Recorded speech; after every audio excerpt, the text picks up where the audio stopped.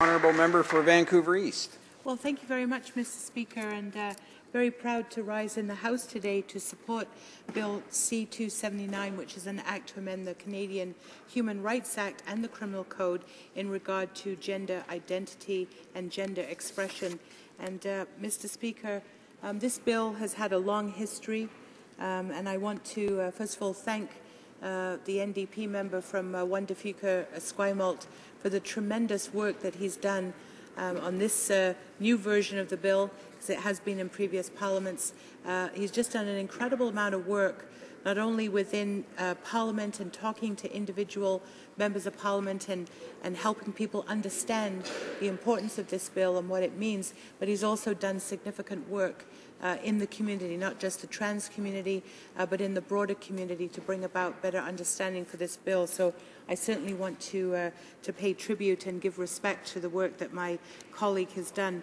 Mr. Speaker, as I said, this bill has actually had a long history, and it was first introduced in the House, I believe it was in 2005, and then again 2006, and then again in 2008 by Bill 6A, who was the former Member of Parliament for Burnaby Douglas, and he too did an incredible amount of work. And it was really just a great day when the bill actually did pass the House of Commons, as the member from Vancouver Quadra just noted a few minutes ago.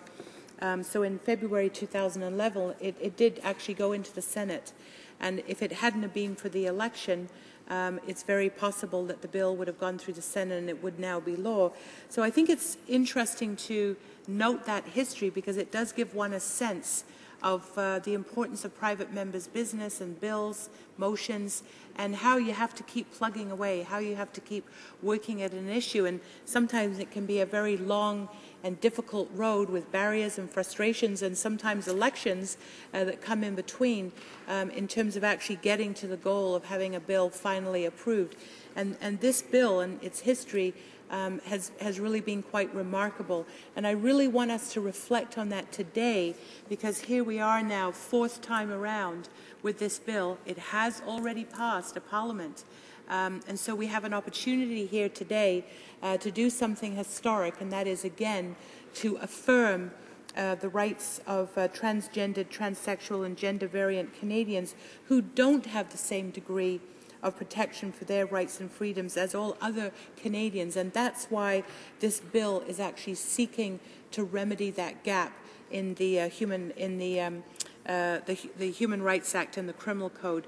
And Mr. Speaker, I know that there are some Conservative members, some of them may just outrightly oppose the bill, and I guess I would have serious questions about that, because it is a bill based on establishing our understanding about human rights and protection under the law.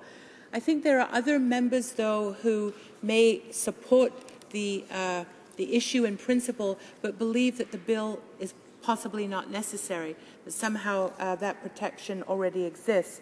But I think we need to be very clear that other minority groups do have protection under human rights and the Charter of Rights and Freedoms, but those rights are not guaranteed specifically to transgendered, transsexual and gender variant Canadians, because they're not identified as an identifiable group.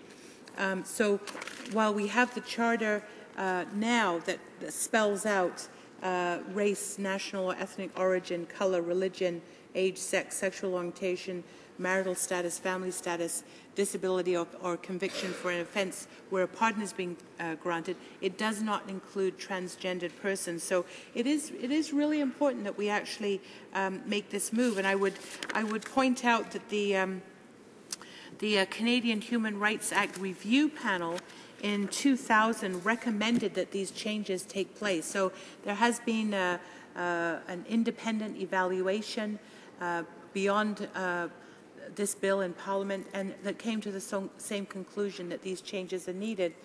And I'd also point out that gender identity and gender expression are grounds for protection under the UN Declaration on Sexual Orientation and Gender Identity, which actually Canada is a signatory to back in 2008. So we can sort of see the international frame for this. We can see that our own experts in Canada are saying that this change needs to be taken place. And so this bill is very timely. It is warranted. It's already been approved by a previous parliament. So I'm very, very hopeful that we will see our way here from all sides of the House to see this bill go through at second reading and pass on to committee. And I do want to say that the support in the community has been quite magnificent.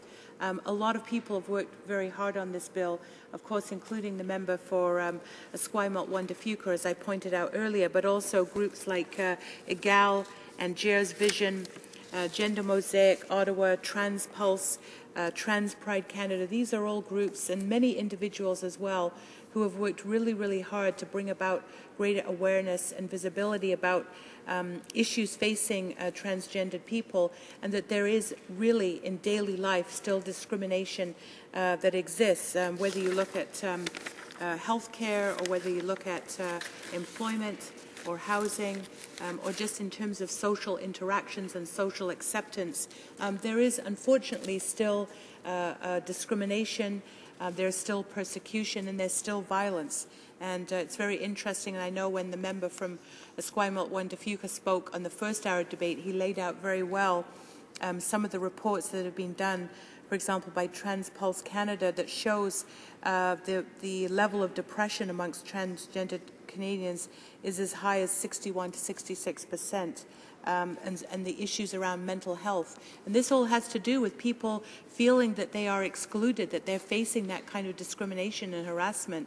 And so it's very, very important that we address this inequality. And I would say that a bill like this is really just the first step.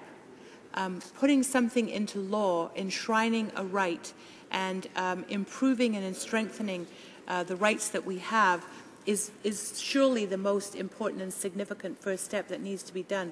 But it is only the beginning.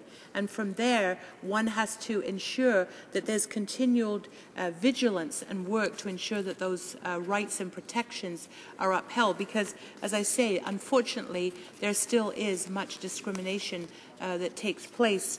And so the application of the law and an understanding about the law are really important. And we as legislators, we as parliamentarians, I think, have a really important leadership role to play in, one, making it clear that we live in a society in our own communities, our own constituencies, where we have transgendered constituents, that all people have the right to protection and dignity and respect and protection under the law.